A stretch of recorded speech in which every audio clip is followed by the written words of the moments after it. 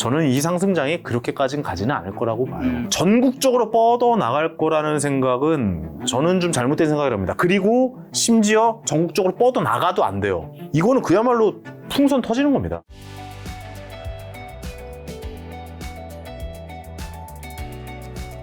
자, 그럼 지금 테슬라 좋다는 얘기는 하셨고 미국 테크주들은 어떻게 보세요? 그 중에 좀 괜찮게 보는 다른 데는 없나요? 일단 애플, 구글, MS, 메타, 아마존, 뭐 엔비디아도 있죠. AI의 저는 최종 끝판왕은 AI 비서라고 생각을 하거든요. 네. AI 비서에 가장 최적화된 회사는 저는 애플이라고 봅니다. 왜냐면 애플이 가지고 있는 그런 시스템, 이런 뭐 이미 가지고 있는 뭐 사용자 들고 다니면서 하드웨어, 소프트웨어로 이제 자비스 역할을 해줄 수 있는. 그렇죠. 예, 이미 지금 스마트폰은 우리 몸의 일부분이잖아요. 그러니까 저는 AI가 일상생활에서 가장 크게 쓸 수 있는 부분은 당연히 AI 비서라고 생각합니다. 혹시 챗GPT 쓰세요? 저도 쓰고 있습니다. 유료로 구독해서 쓰고 있거든요. 항상 물어보는 건 딱 두 가지인 것 같아. 맞춤법 물어볼 때 너무 좋아. 맞춤법이 팍 바로 해주거든요. 왜냐면 찾아보는데 시간 걸리니까. 예. 그다음 두 번째는 쓸데없이 궁금한 것들. 그렇죠. 좀 단점은 틀린 정보를 너무 맞는 것처럼 얘기해 버리니까. 더블 체크해야죠. 예. 정말 단순하게 쓰고 있군요.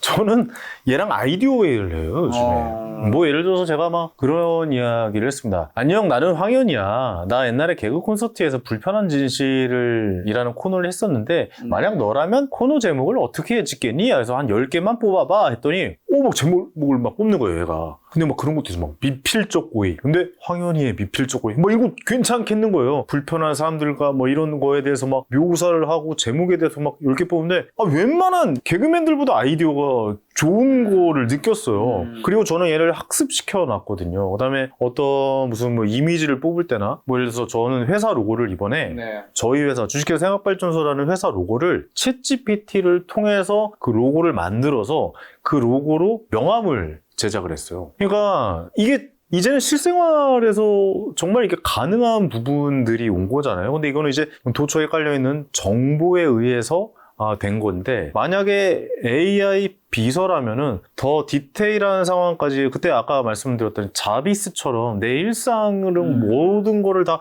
학습을 시키고 내 생활 패턴이라든가 우리 가족이라든가 내가 하고 있는 일이라든가 모든 걸 얘가 빅데이터를 가지고 있으면서 이해를 해서 내 비서가 되어준다면 정말 이거는 놀라운 일이 발생할 수가 있을 거라고 생각을 하거든요. 안타깝게도 애플에서 이제 자율주행은 포기를 한 거죠. 아무리 해도 테슬라보다는 안 될 거라는 생각을 한 것 같아요. 그러니까 애플이 선택한 것은 분명 AI라고 봅니다. 그러니까 AI를 가장 잘 구현해낼 수 디바이스를 가지고 있는 회사는 애플이다. 사용자 수가 제일 많고 누구나 가지고 있는 휴대전화를 통해서 그 AI를 구현해낼 수 있다라고 한다면 판매가 될 수 있는 가능성은 전 훨씬 더 그리고 파생시킬 수 있는 가능성에 대해서도 전 엄청나게 많을 거라고 생각이 들어요. 그렇다 애플 주식 있나요? 애플 주식이 지금 없습니다. 애플 주식은 지금은 없어요. 애플은 안 샀어요. 네. 그렇게 좋게 보시면서 테슬라 다 사가지고.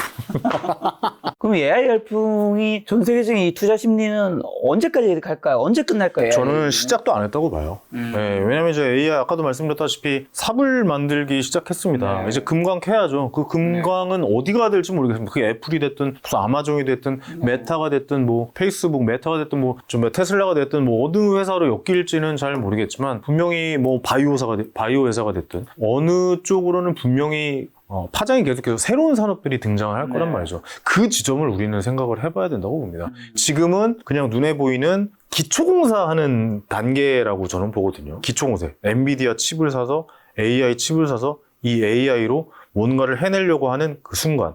근데 어떨 때부터 폭발을 하겠냐고 이야기한다면 미국은 철저하게 실적이 나와야 됩니다. 테슬라도 사실 전기차 때문에 요즘 주춤했던 거는 전기차 실적이 금리 때문에 영향도 있겠지만 어쨌든 뭐 베를린에서 무슨 뭐 사건 사고도 있고 그래서 현저하게 실적이 나오지 않아서 테슬라가 전기차 회사로서의 이런 모습들이 안 좋아지기 때문에 주가가 빠진 건데 AI로 수익을 내고 있는 회사는 지금 엔비디아밖에 없다고 볼 수밖에 없거든요. 무슨 뭐 유튜브나 뭐 메타나 이런 데서 광고를 이렇게 해서 뭐 AI에 대한 어느 정도 수익을 내고 있죠. 그건 원래 있던 광고 관련된 수익이다라고 좀 쳐야 되고 그렇다면 AI로 새롭게 엮인 새로운 산업이 등장해서 수익이 나오고 있다. 수익이 창출되고 있다. 그 순간이 저는 AI의 시작이라고 봅니다. 지금은 시작도 안 한 건.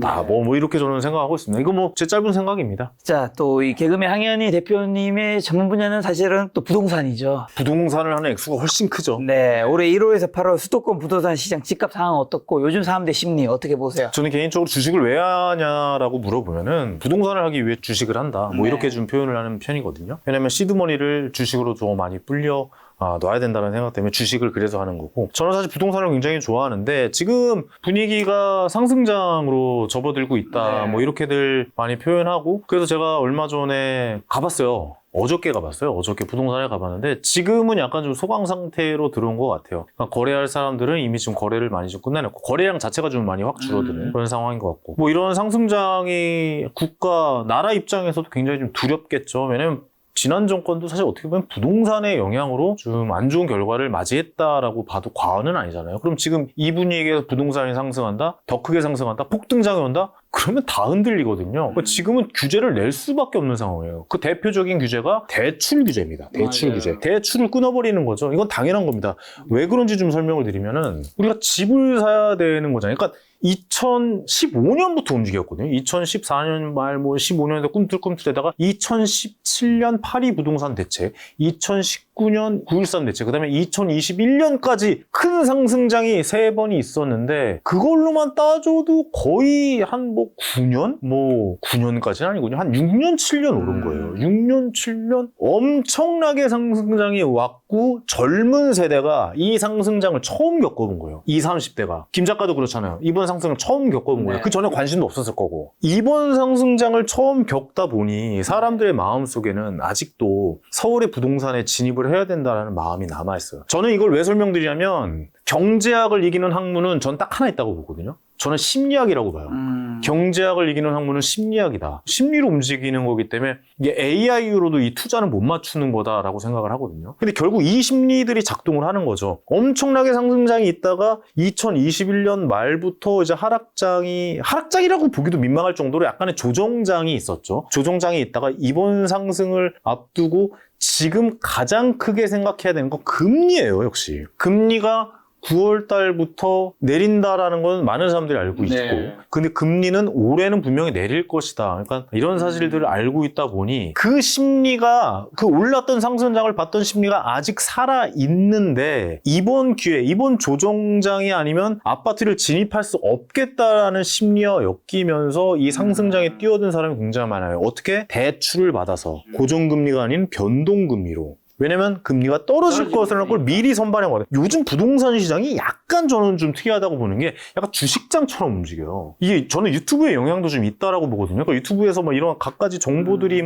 오른다 떨어진다 이런 정보들이 막 쏟아지다 보니까 사람들이 엄청나게 빠르게 움직이더라고요. 이런 빠르게 움직이다 보니까 미리 대응할 분들, 이번 장에는 사야겠다라고 마음 먹었던 분들이 올 초부터 이제 부동산을 사기 시작한 거죠. 그래서 강남에도 계속 신고가 터지고 있고 막 이런 상황 아니겠습니까? 지금 노동학으로 번지고 경기도까지 번진다라고 이야기를 하고 있지만, 이건 제 그냥 개인적인 생각입니다. 이건 맞출 필요도 없는 거고 맞출 수도 없는 거라 그냥 제 생각을 말씀드리면, 저는 이 상승장이 그렇게까지는 가지는 않을 거라고 봐요. 일부에 강남에 진입하려던 우리나라의 대표적인 최고가의 좋은 서울의 아파트를 먼저 선점하려는 사람들의 장이었다라고 생각을 하고, 전국적으로 뻗어나가려면은 전 솔직히 말할게요. 그러면 안 된다라고 봐요. 전 지난 조정장이 굉장히 좀 건강한 조정장이다라고 생각을 하거든요. 언제까지는 오를 수 없어요. 이렇게 산이 높으면, 골짜기가 높으면은 이 골도 깊거든요. 그 다음에 엄청난 상승장 다음에 엄청난 또 하락장이고 이렇게 된다면 최악의 장이다라고 보기 때문에, 이번에 상승장 이후에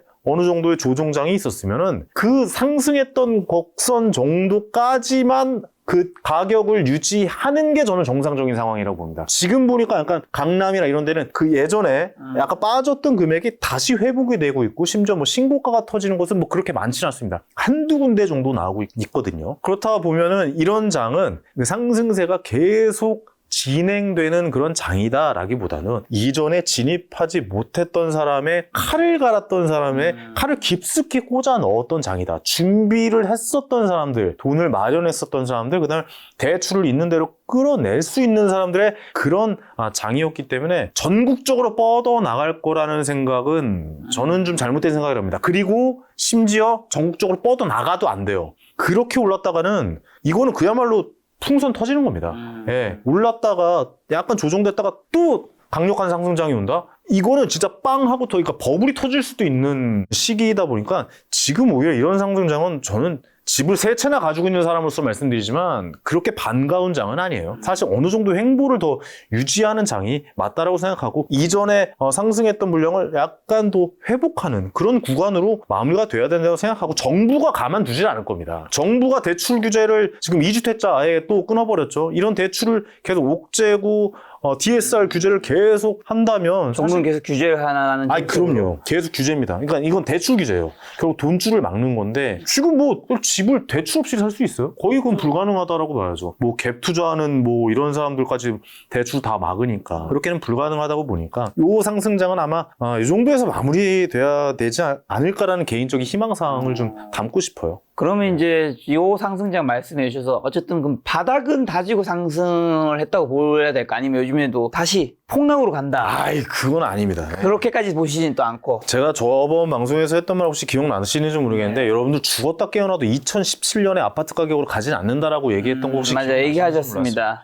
혹시 모르겠어요. 그때 기억나시는지. 기억나요? 예, 그 절대 그러면 뭐 나라가 힘들어진다. 하여튼 네. 그런 코멘트를 하셨어요. 그러면은 경제 위기입니다. 그러면 내 친구, 내 가족, 내 부모님의 직장이 날아가야 되고 우리 집이 날아갈 수도 있는 상황을 마주하게 되는 그 상황일 때 아파트 가격은 반토막 나고 2017년도 가격으로 간답니다. 간단합니다. 주택은 어느 안정선을 가야 되냐면 물가 상승률 정도 반영이 되면 제일 좋은 거예요. 짜장면값 오르면 아파트 값도 올라야죠. 그렇죠. 커피값 오르면 아파트 값 올라야 되는 거 아니겠습니까? 이런 옷 가격도 다 오르는데 그러면 그 정도 반영돼서 같이 올라가는 수준이 가장 좋은 수준이 폭등했다, 폭락했다 네. 이거 왔다 갔다 하면 다 털리죠. 멘탈도 털리고 이런 지금같이 막 주식처럼 부동산이 움직이고 있는 이런 상황도 그렇게 막 좋은 상황은 아니라고 봐요. 그래서 저는 네. 어느 정도 상승이 반영이 되겠지만 폭등장은 힘들지 않을까라는 생각이 들어요. 말씀하신 대로 대출이 늘어서 주요 시중은행이 가계대출 잔액이 크게 증가했고 집가 상승 기대감에 따른 대출 수요가 폭증해서 증가한 것 같은데 정부의 규제로 이런 것들도 다시 좀 줄어들겠네요. 그러면.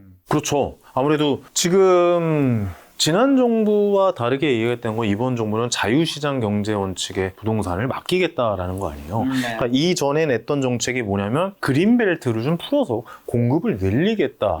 재건축을 좀 어느 정도 규제를 풀어서 공급을 더 늘리겠다라는 정책이 있거든요. 사실 지금 아파트 값이 이렇게 폭등한 이유 중에 하나는 그 지난 정권의 초반에 공급을 안 했던 영향도 있어요. 그래서 2023년도 그래서 2025년도에 공급이 없어서 이때 부동산이 어느 정도 오를 수 있는 가능성은 굉장히 높다라고 이야기를 했고 그러다 보니 지금 시기가 또 지나서 보니 인플레이션을 잡지 못해서 지금 재건축을 허가를 내주겠다라고 하지만 지금 자기 분담금이 예를 들어서 아파트 뭐 잠실이나 강남에 있는 아파트를 이제 재건축을 올린다고 하니까 자기 분담금 12억입니다. 뭐 6억입니다. 이렇게 되면 그 누가 재건축을 해요? 지금 당시는 당연히 안 하죠. 그러니까 그런 식으로 공급을 늘리려고 하지만 인플레이션이 돼서 사람들의 뭐 임금도 올랐죠. 지금 뭐 원자재 가격도 올랐죠. 그렇다면 네. 확실히 재건축으로 뛰어들기는 약간 좀 공급이 네. 안 되고 있는 그런 상태, 약간 겁이 나는 상태란단 말이죠. 이게 재건축이 되려면 다시 어떻게 되냐면 집값이 압도적으로 올라 있는 상황에서 따라가는 이제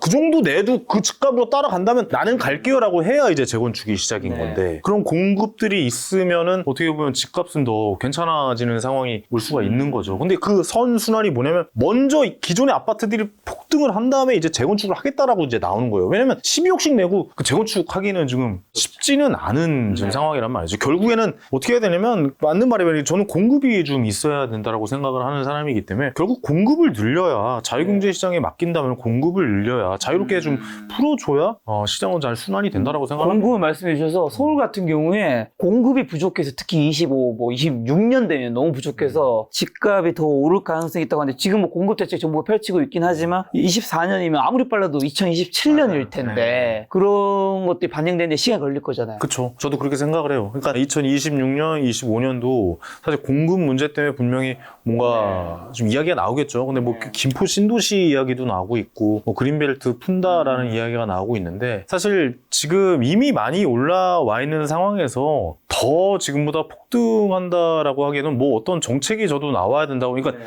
저도 이게 의아한 게 규제 정책이 나올 줄 몰랐어요. 그러니까 대출을 갑자기 이렇게 싹 막아버릴지는 몰랐거든요. 근데 이런 방식은 사실 지금 정부의 방식과는 약간 다르잖아요. 그러니까 오히려 지금 이 방식은 전 정부가 했었던 방식이고. 그만큼 오히려 집값을 잡겠다는 강력한 의지인 거죠. 그렇죠. 저는 그래서 공급을 늘린다고 하면 뭐 청약을 좀 빨리 진행을 한다든가 이런 방식으로 어떻게 보면은 전체적인 공급의 방향을 좀 늘려주는 걸로 좀 가야 되지 않을까라는 생각이 들어요. 근데 이런 부분 참 어려운 부분이라 이거는 제가 뭐 단정지어서 말할 수가 없는 부분이네요.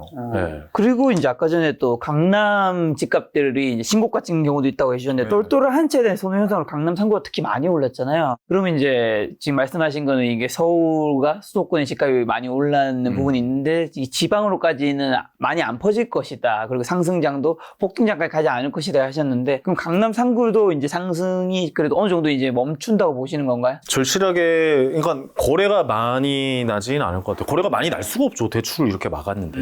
거래는 많이 나지 않겠지만 뭐 강남의 아파트나 뭐 마용성이나 뭐 이런 데 아파트를 가지고 있다는 건 모든 사람의 대한민국 사람이면 꿈이잖아요. 저도 그런 생각을 해요. 저도 이제 용산 그다음에 성동에 아파트가 있는데 하나 어디 있어요? 신길. 신길. 아닌데 신길은 단독주택이라 이건 네. 재개발 단독주택이라 아직 뭐 아파트는 아니어서 용산 성동에 있는데 그 잘못된 생각을 하는 거니까 뭐냐면 원래 여의도 가려고 했다 신길로 간 거고 돈이 부족해서 그때 용산 분양받고 갭 투자하고 그다음에 이제 여기 단독주택을 재개발 주택을 샀단 말이죠. 네. 근데 이게 머리를 쓴 거거든요. 강남 집값이 갑자기 너무 많이 올라서 지금 강남 사느니 더 개발이 많이 될 것 같은 용산이나 성동이나 여의도 쪽을 사는 게 훨씬 나은 방법이라고 해서 도전을 했다가 종부세를 엄청나게 때려 맞았죠. 그리고 나서 오한이 봉봉해가지고 느꼈죠. 강남 아파트 한 채를 사는 게 맞았구나. 이게 뭐냐면 아까 얘기했던 세금이나 이런 부분에 있어서 똘똘한 한 채가 차라리 세 채를 사는 것보다 낫다라는 결론을 낸 거잖아요. 왜냐면 저 역시도 저는 그때 당시에 어떤 상황이었냐면 종부세를 내려고 일을 했던 그런 상황에까지 부딪혔었거든요. 왜냐면 어안이 벙벙할 정도로 맞아버렸으니까. 그러니까 정책도 똘똘한 한 채로 너무 강남에 몰아가는 것보다도 지금 뭐 이제 종부세라든가 이런 게 완화가 된다고 뭐 발표만 나지만 사실 뭐 거시적으로 앞에 드러나 있는 건 아무것도 없어요. 뭐 완화가 된다라고는 하지만 똘똘한 한 채로 오히려 더 몰리게 만드는 종부세가 돼버렸고 차라리 한 채 살려면 전 재산에 몇십억 더 돼가지고 강남에 한 채 사면 종부세 안 나게 하면 되잖아. 뭐 약간 이런 식의 발상이 오게 되니까 계속해서 신고가가 터질 수밖에 없고 올라도 이 아파트만 이 지역만 오르게 되니까 그쪽을 바라볼 수밖에 없죠. 그러니까 제가 했던 실수는 그거예요. 여기에서 실수하라라는 책도 있지만 세 개로 분산했다라는 거죠. 똘똘한 한 채를 샀었어야 되는데 왜냐? 정책이 그 방향으로 가고 있으니까. 그래서 앞으로는 이 정책은 좀 어느 정도 바꿔야 된다라고 생각하는데 어떻게 하냐면 그러니까 채수, 그러니까 1가구 1주택에 대한 종부세가 아니라 그 아파트 가격에 대해서 어느 정도 책정을 하는 종부세가 돼야 된다. 아니면 종부세를 아예 폐지하던가요. 저는 그렇게 생각을 합니다. 그러니까 왜냐면 여기 50억, 60억짜리 압구정 현대 아파트 있고 저쪽에 이제 좀 힘든 곳에 빌라, 썩다리 빌라라고 하죠. 보통 이렇게 표현을 하는 사람들 있잖아요. 막 이렇게 무너질 것 같고 재개발될 것 같은 건물을 그런 빌라를 세 채 가지고 있는 거예요. 이 사람이 종부세를 더 많이 내고 있는데 이게 과연 타당성이 맞는 것인가라는 생각은 한 번 좀 해볼 만하다. 그렇기 때문에 강남 부동산으로 더 몰리고 있고 마용성이나 이런 데 그 옆에 과천이나 이런 데로만 더 몰리고 있는 건 아닌가? 앞으로도 좀 더 몰리는 현상은 계속 좀 지속될 거라고 보시는 거예요? 당연하죠. 그건 뭐 당연한 거라고 봅니다. 왜냐면 누구나 갖고 싶은 재화는 한정적이니까. 땅이 뭐 전쟁이 나지 않는 이상 이 땅이 변할 겁니까? 갑자기 이게 무너져요? 그러진 않잖아요. 그렇죠. 제가 요즘 느끼는 건데 동네 돌아다니고 주차 편하게 할 수 있는 동네 아파트는 안 사는 게 맞다라는 저는 결론을 내렸거든요. 주차하기 어렵고 주차 요금이 비싸야 돼요. 심지어 이런 생각을 합니다. 내 차 한 대 되기도 어려운 땅을 사야 되는구나. 내 차 한 대 되기도 어려운 곳에 아파트를 내 집을 마련해야지 그게 정말 좋은 선택이구나라는 생각을 그런 것이 그만큼 비싸다는 거죠. 그렇죠. 내 차도 쉽게 못 되는 거죠. 주차 자리 낼 공간이 별로 없다. 주차가 1시간에 막 3만 원 나와요. 막 이런 그런 데가 좋은 땅이다라는 좋은 입지다라고 좀 이야기 드리고 싶습니다. 자, 아까 전에 부동산당 가보셨다 했는데 6월에 서울 아파트 거래량이 7,000건 넘었고 7월 거래량이 9,518건으로 이제 정리됐단 말이죠. 거래량은 이제 앞으로는 조금은 둔화될까요? 8월부터 급감할 겁니다. 8월부터 9월은 최근 거의 뭐 거래 안 일어날 수도 있고 아니 심지어 가봤어요. 올 초에 많이 거래가 됐다라고 이야기를 들었고 네.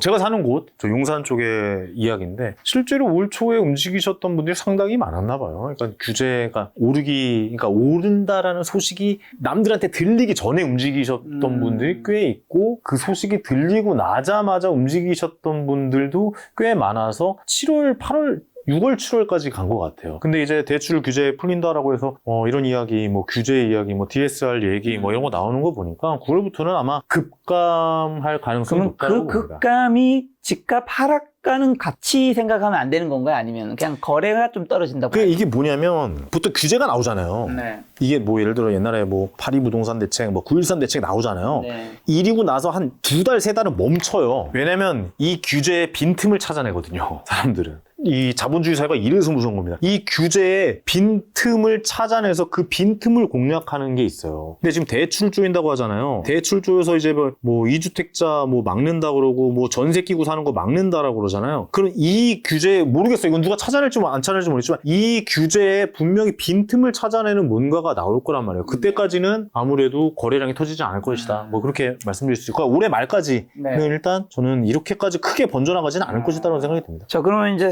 4분기랑 내년 상반기 집값을 예측한다면 지금 이 상승세는 이제 주춤하고 그렇다가 또 다시 폭락가 그렇게는 하지 않으시는? 전혀 폭락은 전혀 아니에요. 그러면 이제 서울과 수도권 그렇게 보시죠. 지방은요? 지방은 사실은 온기가 수도권과 좀 다르잖아요. 지금 상승량을 지방은 사실 잘 못 느꼈잖아요. 이번에. 사실 지방 말씀을 드리기에는 조금 좀 많이 좀 조심스럽기는 해요. 제가 단순히 좀 말씀드릴 수 있는 이유라기보다도 약간 좀 사실 저도 뭐 미분양이나 이런 거를 좀 찾아보긴 했는데 아직까지 좀 있고 워낙 또 이 수요가 그다음 유튜브나 이런 걸 봐도 너무 서울 의존이 심하긴 해요. 그러니까 지방에 있는 분이 서울을 살려고 하지 서울에 있는 분이 지방을 살려고 하진 않거든요. 그래서 저는 이것도 정책도 1가구 2주택을 만약에 예를 들어서 그것도 지역 뭐 몇 개 있어요. 뭐 어디 시골 뭐 어디 몇 개 이렇게 하면은 이 집은 주택으로 간주 안 해드릴게요라고 하는데 저는 지금은 이제는 지방이 거의 뭐 소멸 이야기가 나오고 좀 많이 힘들어지는데 지방주택을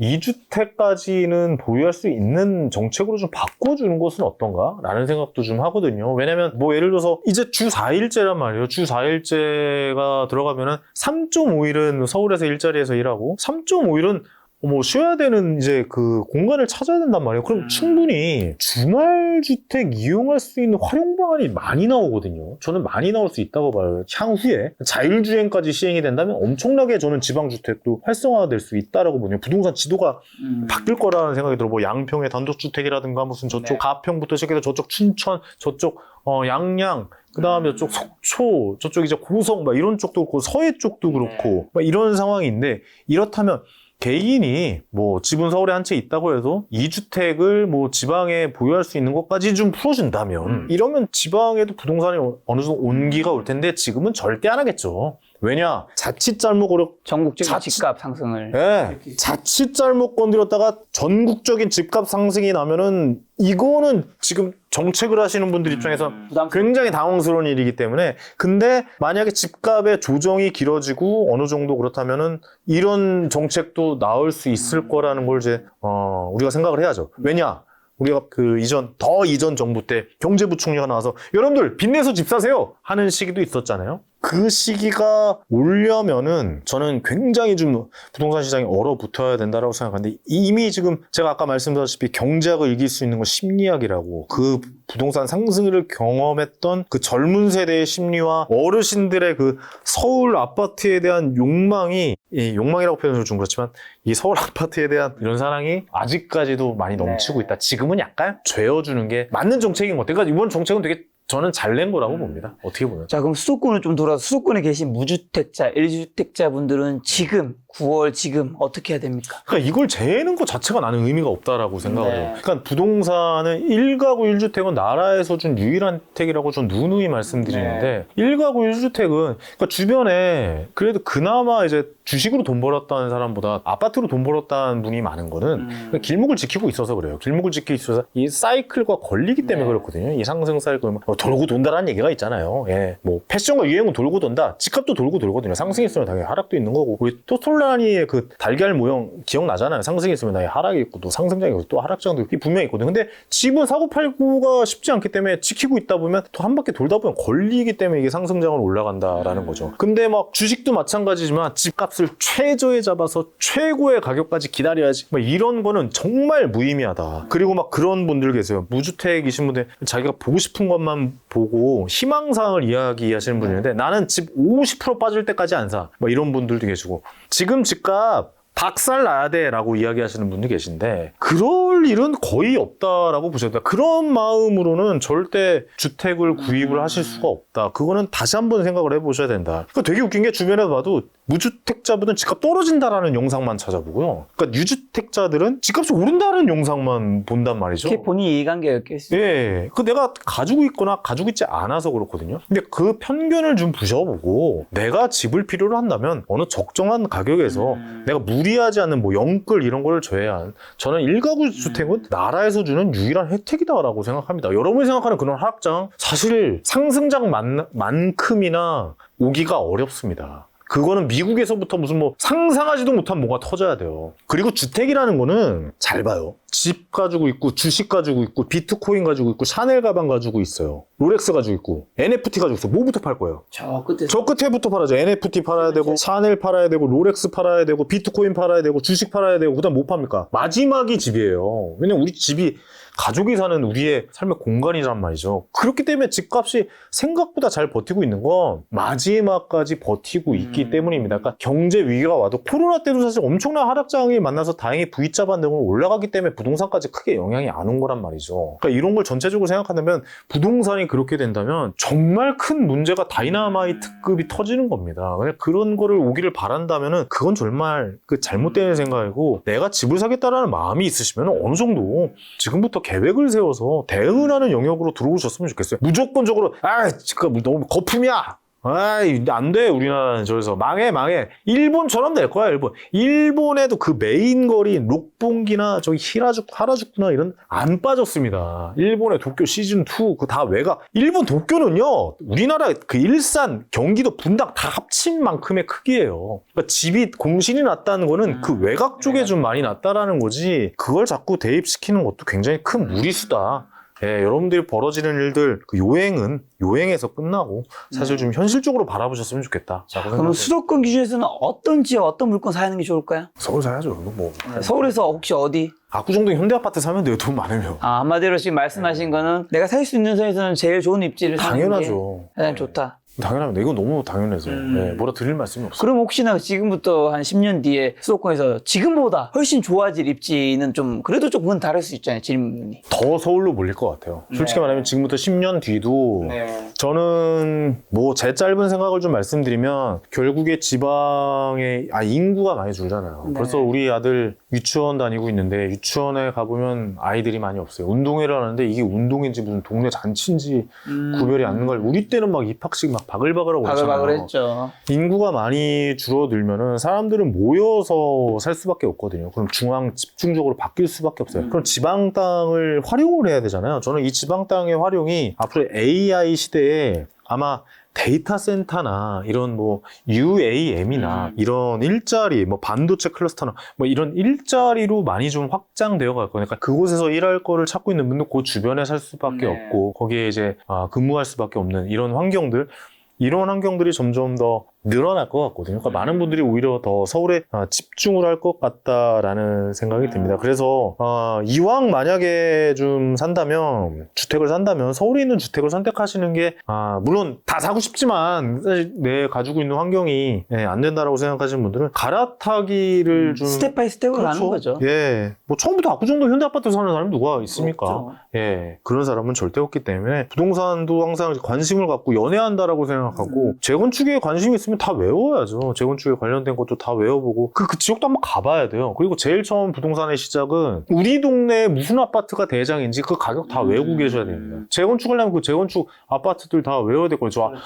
저희 뭐 여의도 시범단지부터 그 옆에 한양부터 시작 그 건너 산호 이촌동으로 오면은 여기 뭐 한강맨션 그 건너면 뭐 반포주공 1단지 그 옆에 또 전부 다 재건축된 단지 보고 압구정동으로 넘어가면 압구정 현대 그 옆에 미성 그 옆에 한양 그럼 저쪽 잠실주공 5단지 아세아 저 뒤에 올림픽 이런 거 다 꿰고 있어야 그 중에서 어떻게 돌아가는 상황에 따라서 관심 있게 봐야 되는데 계속해서 에이씨 안 돼 부동산 거품이야 다 꺼져야 돼 50% 박살나야 돼 그때 살 거야 라고 한다면 절대 지금 못 삽니다 그때는. 예. 혹시 지금 집값 상승이 아니라 폭락 하락 얘기하시는 분들도 있잖아요. 있겠죠. 네, 그런 분들은 혹시 뭘 놓치고 있다고 보세요? 나는 이거를 무슨 의미가 있는지에 대해서 좀 여쭤보고 싶어요. 그 하락 얘기하시는 분들 주변에 많으시잖아요. 네네, 있으시죠. 상승을 맞추군 하락을 맞추는 이게 주식이라면 뭐 이해가 가겠어요. 왜냐면 여기는 이제 어떻게 보면은 단타 치시는 분들, 트레이더 분들이 많이 계시니까 뭐 상승, 하락 이런 걸 맞추는 게 의미가 있지만 부동산이라는 곳은 뭐 물론 그렇게 하시는 분들이 계시죠. 무슨 빌라 뭐 경매로 받아서 뭐 깔끔하게 이렇게 리모델링 하셔가지고 뭐 단기간에 이제 법인으로 이렇게 뭐 판매를 하신다거나 뭐 그런 분들도 계시지만 거의 대부분의 부동산을 접근한 방법은 우리 가족이 사는 거 아니면 한 채 정도 가지고 있고 한 채 정도 월세해서 뭐 약간 뭐 재테크 용도로. 근데 부동산의 가장 큰 일단은 용도 중에 하나는 해지예요. 그러니까 내가 이 집이 내가 사고 있는 이익이 만약 내 집이라면 내가 밖에 나가서 하는 일이라도 만약에 잘 안 됐어요. 뭐 예를 들어서 제가 뭐 망했어요. 일하다 망했어요. 그래도 이 집이 있잖아요. 이 집을 발판으로, 그러니까 집이 주는 안정성이라는 게 그거거든요. 이 집을 발판으로 내가 뭔가 다른 거를 할 수가 있다라는 원동력이 있는 저는 그 힘의 시작점이라고 집은 그렇게 우리는 보거든요. 근데 주식이 그렇진 않아요. 주식은 한데 근데 이 집값이 뭐 상승인지 하락인지 이걸 맞추고 막 하락이라고 하면 와 하락이래 하고 그 봐 내 말이 맞았잖아 하고 다 글로 몰려가고 또 상승 얘기하면서 상승 맞았다고 다 글로 몰려가고 이게 무슨 의미가 있는지 저는 왜 이렇게 말씀드릴 수 있냐면 저는 그 어느 단체에도 소속되어 있지 않은 사람이고 그냥 개인 투자자이기 때문에 이렇게 말씀드릴 수 있습니다. 물론 이런 이익관계에 엮여서 뭐 그 입장에 따라서 이야기를 하실 수는 있지만 저는 뭐 유튜브 채널을 운영하는 것도 아니고 저는 회사에 다니는 것도 아니기 때문에 저는 그런 거에 전혀 신경 쓰지 마시라고 좀 말씀드리고 싶어요. 여러분 그 이야기를 다 들으시고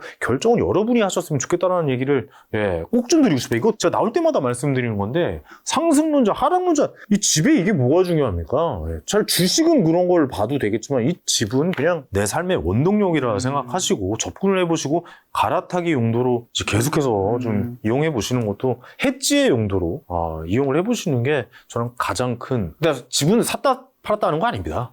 예, 제가 투자를 해봐서 하는데 자산은 모아가는 겁니다. 자산은 모아가는 거예요. 샀다 팔았다 하잖아요. 나라만 좋아요. 예. 세금만 나갑니다. 세금은 그 보통이 아닙니다. 잘 한번 생각해 보시기 바랍니다.